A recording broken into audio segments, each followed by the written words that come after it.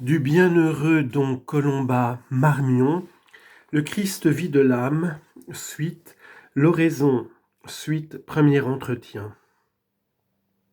Qu'est-ce que l'oraison ? Nous la définirons comme un entretien de l'enfant de Dieu avec son Père céleste. Vous remarquerez les mots « entretien de l'enfant de Dieu ». Je les ai mis à dessein.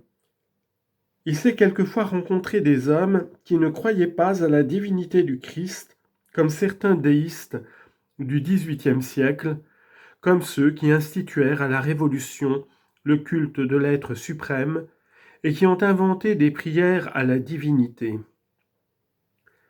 Ils ont cru peut-être éblouir Dieu par ces prières, mais ce n'était là que vain jeu d'un esprit purement humain que Dieu ne pouvait agréer.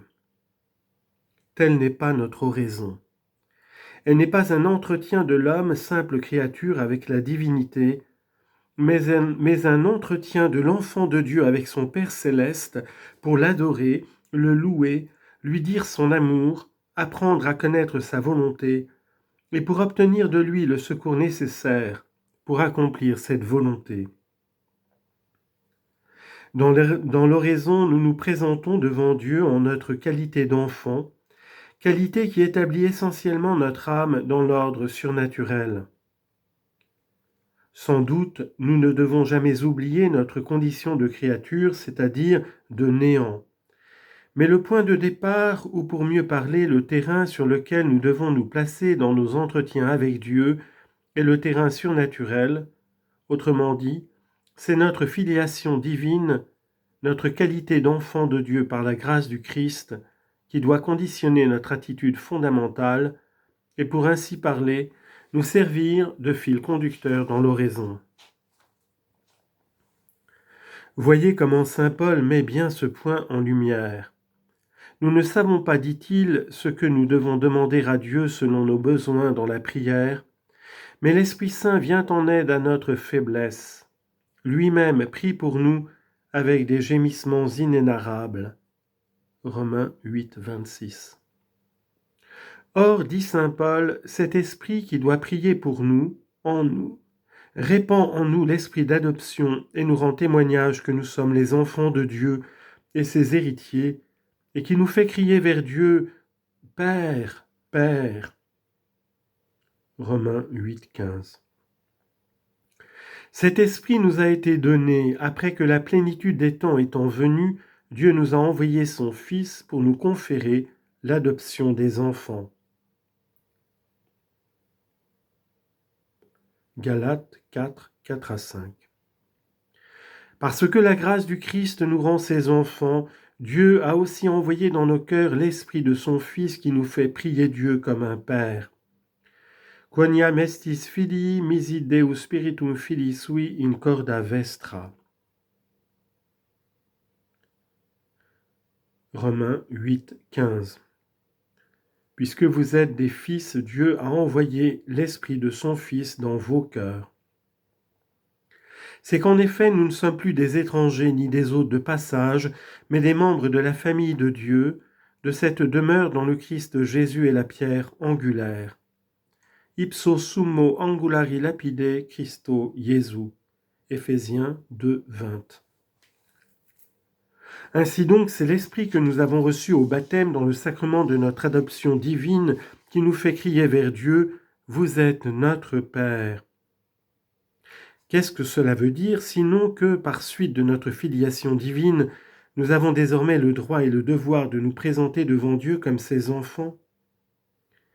Écoutons notre Seigneur lui-même. Il est venu pour être la lumière du monde, et ses paroles pleines de vérité nous indiquent la voie. Ego sum lux mundi et via et veritas. Je suis la lumière du monde, la voie et la vérité. Jean 8, 12 et 14, 6. Assis sur la margelle du puits de Jacob, il s'entretient avec la Samaritaine. Jean chapitre 4, versets 5 et suivants.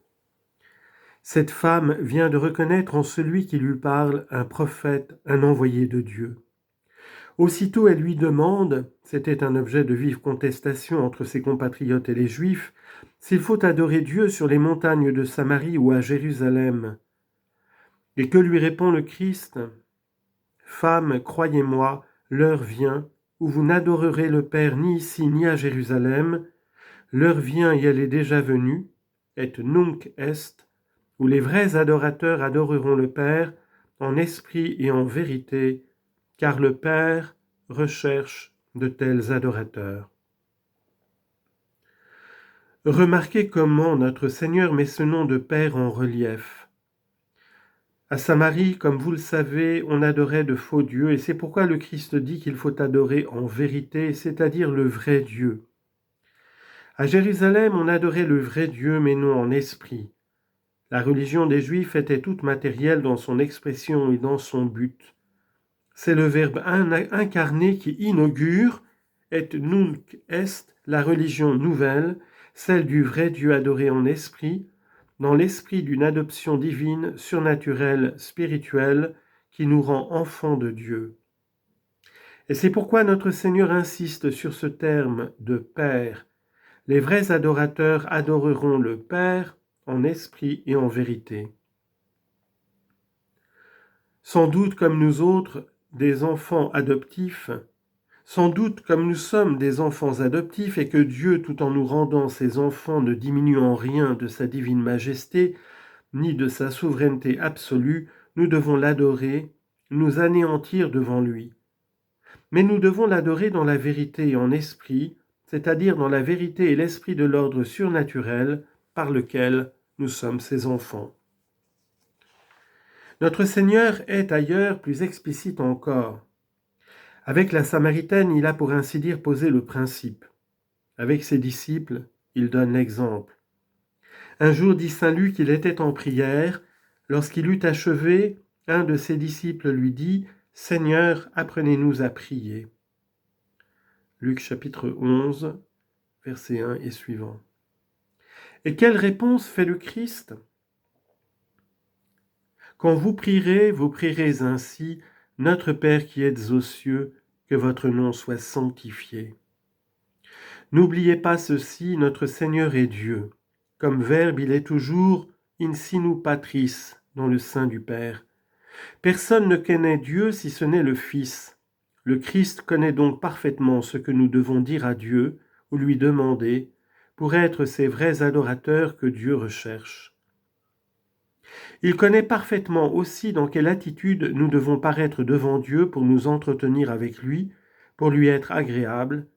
Ce qu'il enseigne, il nous le dit parce qu'il ne peut révéler que ce qu'il voit.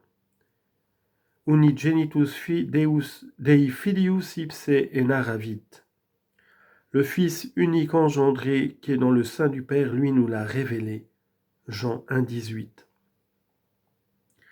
Et ce qu'il nous dit, nous devons l'écouter. Il est la voie qu'il faut suivre sans crainte. Celui qui l'apprend ne marche pas dans les ténèbres. Jean 8, 12. Or, que dit Jésus quand il veut nous apprendre cette science de la prière qu'il a déclarée si nécessaire qu'on doit s'y appliquer toujours ? Oportet semper orare. Il est nécessaire de prier sans cesse. Luc 18, 1. Il commence par indiquer le titre que nous devons donner à Dieu avant de lui offrir nos hommages, ce titre qui est comme la direction, ou si vous le voulez, qui marque la couleur qu'il faudra donner à l'entretien et sur lequel nous appuierons les demandes qui vont suivre. Ce titre qui nous dicte l'attitude de notre âme en face de Dieu. Et quel est ce titre ? Notre Père. Nous recueillons ainsi des lèvres même du Christ, du Fils bien-aimé en qui Dieu a mis ses complaisances, cette précieuse indication que la disposition première et fondamentale que nous devons avoir dans nos rapports avec Dieu est celle d'un enfant en présence de son Père. Sans doute encore une fois, et ce point est non moins important, cet enfant n'oubliera jamais sa condition primitive de créature tombée dans le péché et conservant en elle un foyer de péché qui peut la séparer de Dieu. Car celui qui est notre Père habite les cieux. Il est également notre Dieu. Voici, disait notre Seigneur en quittant ses apôtres, que je remonte à mon Père qui est aussi votre Père, à mon Dieu qui est aussi votre Dieu. Jean 20, 17. C'est pourquoi une révérence profonde et une grande humilité accompagneront toujours l'enfant de Dieu. Il demandera que ses péchés lui soient pardonnés, de ne point succomber à la tentation, d'être délivré du mal. Mais il couronnera cette humilité, cette révérence par une inébranlable confiance, car tout don de perfection descend d'en haut du Père des Lumières. Jacques 1,17. Et par un tendre amour, l'amour du Fils pour son Père, pour un Père qui l'aime. On lit en note. Portée en quelque sorte sur les deux ailes de la foi et de l'espérance, l'âme prend son essor vers le ciel et s'élève jusqu'à Dieu. Avec une piété ardente et une profonde vénération, elle lui parle en pleine confiance de tous ses besoins, comme le ferait un fils unique au plus aimé des pères. Citation du catéchisme du Concile de Trente.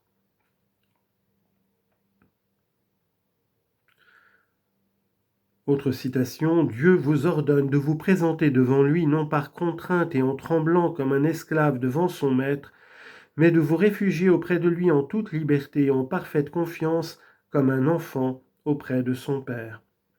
Autre citation du catéchisme du Concile de Trente, fin de note.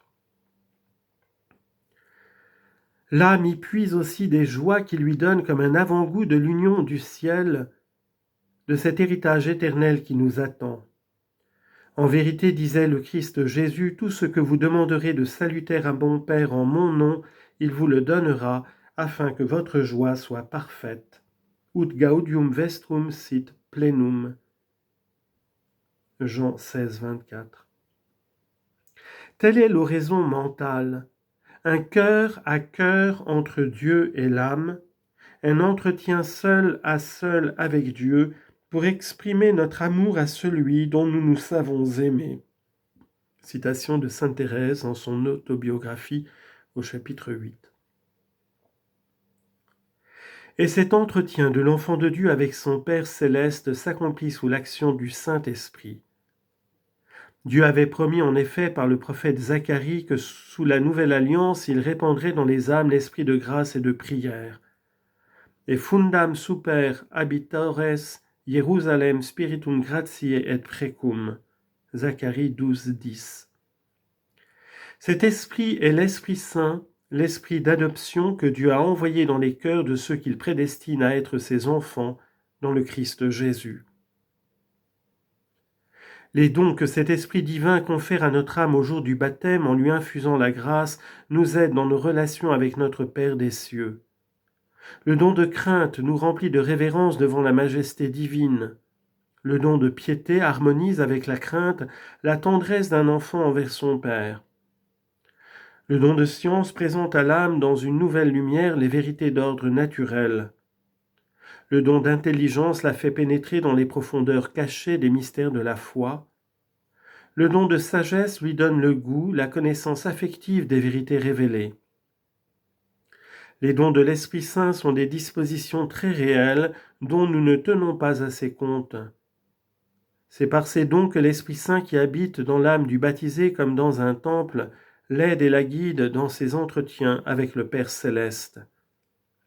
Spiritus adiuvat infirmitatem nostram, ipse postulat pro nobis gemitibus inenarrabilibus. Citation de Romains 8, 26, traduction. L'Esprit lui-même vient au secours de notre faiblesse, car nous ne savons prier comme il faut, et il intercède pour nous par des gémissements inénarrables. On lit en note, l'Esprit Saint est l'âme même de nos prières. Il nous les inspire et fait qu'elles sont toujours recevables. Extrait du catéchisme du Concile de Trente, fin de note. L'élément essentiel de l'oraison, c'est le contact surnaturel de l'âme avec Dieu, dans lequel l'âme puise cette vie divine qui est la source de toute sainteté. Ce contact se produit lorsque l'âme, élevée par la foi et l'amour, appuyée sur Jésus-Christ, se livre à Dieu, à sa volonté, par un mouvement de l'Esprit Saint. Sapiens corsum tradidit ad vigilandum diluculo ad dominum qui fecit illum et in conspectu altissimi deprecabitur. Citation d'Ecclésiastique 39:6. Aucun raisonnement, aucun effort purement naturel ne peut produire ce contact. Nemo potes dicere Dominus Iesus nisi in spiritus sancto. 1 Corinthiens 12:3, traduction. Personne ne peut dire que Jésus est Seigneur sans le don de l'Esprit Saint. Ce contact se produit dans les ténèbres de la foi, mais il remplit l'âme de lumière et de vie. L'oraison est donc l'épanouissement sous l'action des dons du Saint-Esprit des sentiments qui résultent de notre adoption divine en Jésus-Christ. Et c'est pourquoi elle doit être accessible à toute âme baptisée de bonne volonté. D'ailleurs, le Christ Jésus invite tous ses disciples à tendre à la perfection, et cela pour qu'ils soient de dignes enfants du Père céleste. Estote ergo vos perfecti sicut et pater vester celestis perfectus est. Matthieu 5, 48. Soyez parfaits comme votre Père céleste est parfait. Or, la perfection n'est pratiquement possible que si l'âme vit de l'oraison. N'est-il pas dès lors évident que le Christ n'a pas voulu que la manière de traiter avec lui dans l'oraison fût difficile ou au-dessus de la capacité des âmes les plus simples qui le recherchent sincèrement? C'est pourquoi j'ai dit que l'oraison pouvait se définir un entretien de l'enfant de Dieu avec son Père céleste. Sic orabitis pater noster qui es in celis. Priez ainsi, notre Père qui êtes aux cieux.